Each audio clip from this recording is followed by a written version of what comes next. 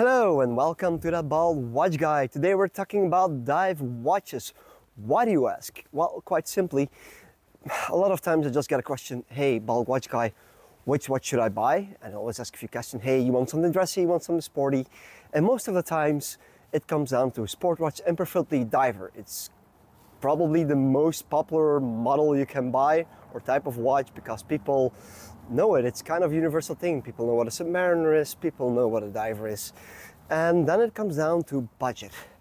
And I set out a few rules. Like, first of all, the prices I checked are only retail prices, so I don't take into account discounts.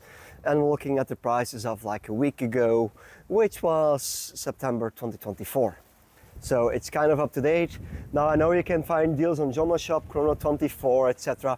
But let's be honest, not all people are in it to haggle or just want to go to DT, have the experience and buy it just a one and done. So I compiled a small list what I would buy for a certain budget. And we start off with dirt cheap, $100. $100 actually can get you somewhat of a decent watch. And I would say the Casio Tudor is, in my opinion, the best bang for your buck. You get a beautiful diver, 200-meter water resistance, you get a beautiful rubber strap, and of course you get a swordfish on the dial, which is kind of cool. And it's a watch you can wear in every situation. It's the perfect beater. And if it's broken, no worries. It's easy to be replaced. Of course, if you have a little bit more budget, like let's say 300 euros, you can look at two beautiful options. And this was one that was quite contested because I posted my list online in the Discord, like to see like, hey guys, what do you think? And it was a bit of a 50-50 draw between the Orient Komatsu, which is in my opinion the more value proposition, or, and this is actually my pick, is the Seiko 5. Yes, the Seiko 5 has a few issues. It has a Harplex instead of a light over crystal, not a big fan, but the diver looks are more amazing. Also the water resistance, a little bit on the iffy side, you get like 100 meters, but you have so many beautiful options. I prefer the model with the mesh bracelet and the blue bezel. Works for me. It's more a test diver, but it gets the job done style-wise.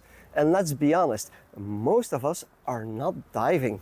Like, I use my divers in the swimming pool and maybe a few times in the sea, and that's about it. So the watch is kind of perfect for a can-do-all environment. If you're just gonna take it in the swimming pool, why not? And if you really want spec-wise, go with the Orient Komatsu, but my pick, my channel, my choice is still the Seiko 5.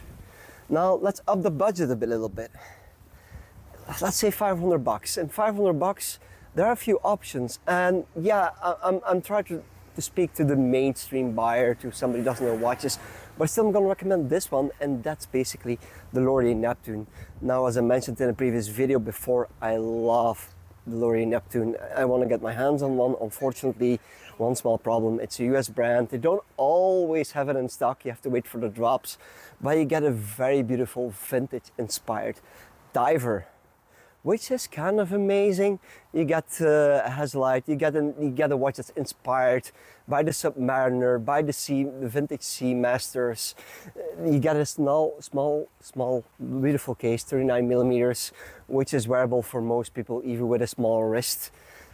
And that's a 500 euro watch I would buy. Yes, you have cool Seiko Prospects options for that price as well, but not for me. Now let's up the budget a little bit. Now we're coming into the more expensive territory, and that's 2,000 euro. That's actually a lot of money. And it's, in my opinion, a bit of a no man's land, and I really had to check online. I was looking at the Doxa sub, but in the end I was like, you know, let's go for a classic, and that will be the Hydro Conquest. You find a few options in that price bracket with a bracelet or even with a rubber strap, depending on what it looks like. My advice is always go for a metal strap and buy a rubber strap afterwards. And just the classic Hydro Conquest, you can go, I still seen the previous models in stock, and certainly these, but you can get the new models as well. You get, in my opinion, a very unique look, especially with the big markers. I love them actually. The only downside I would say is that I don't like the bracelet for 2,000 euro. I've tried a Heido Concas GMT recently and I was a bit disappointed in that, but overall you get a very nice package. Also a cool thing, you can get it in different sizes. There's smaller ones, 39, 36, get a 42, even I believe there's a 43. A bit bigger though, but hey, some of us have big wrists, like not me, small wrists. By the way, small wrist check. I'm wearing my beautiful Neptune today. And now we're getting into the big boys. 5,000 euro. That's quite a sum. Many options out there, and especially Tudor has a big range going from the Pelagos to all the different black bays. And this is biased. If it was me, I would just recommend the Tudor Harris because I love it. I own one. But overall, I would say the new Black Bay 41 mil is a great package, especially the new model they released last year in burgundy or with the black bezel. Like the black bezel looks like completely inspired by the vintage Submariners. And I love the new model because it has no patina. You get the 5-link bracelet, or you can put it on the rubber strap. And hey, you know what the good thing is about it? If you don't like the 41mm, they still have smaller options. You can go for the Black Bay 58, or you can go for the Black Bay 54, which is only 37mm. Tudor has a perfect range when it comes to divers. Now, if you want complete sporty, yeah, you can go for the Pelagos, but my pick is for sure the classic Black Bay range.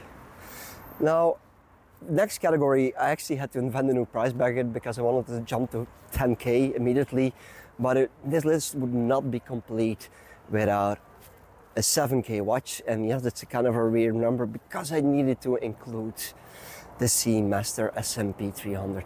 Many beautiful options you can buy. You can get the model, the new 75th anniversary, which is my current favorite pick.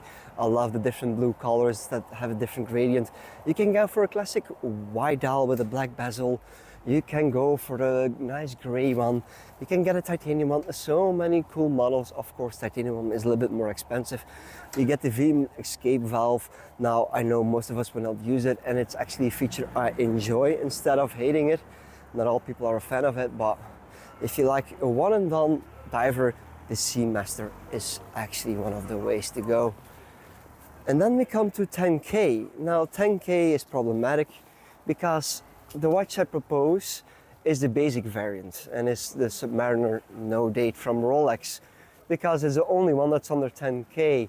And this is quite a bit of a contest because people like the one with the date, people like them with the date. It really depends on your personal taste, but for under 10K, the No Date Sub is an amazing cool watch. You get history, you get an iconic design. Nothing really wrong with it. Now, I know I'm a bit against the Submariner at the moment because, yeah, personal preferences and not really emotions attached to it. But what can you say wrong about the Submariner?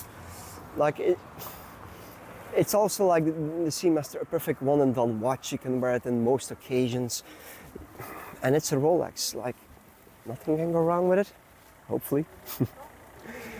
And then we have like unlimited budget. Like imagine money is not a problem.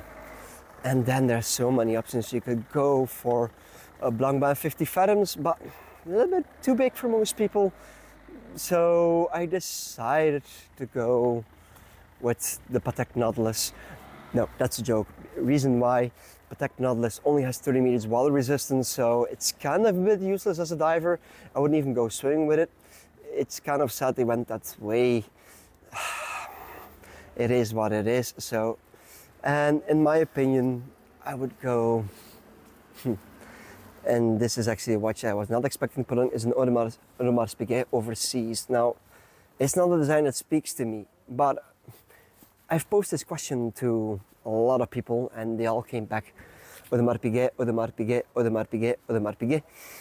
Hey, it's not my taste, but I get it.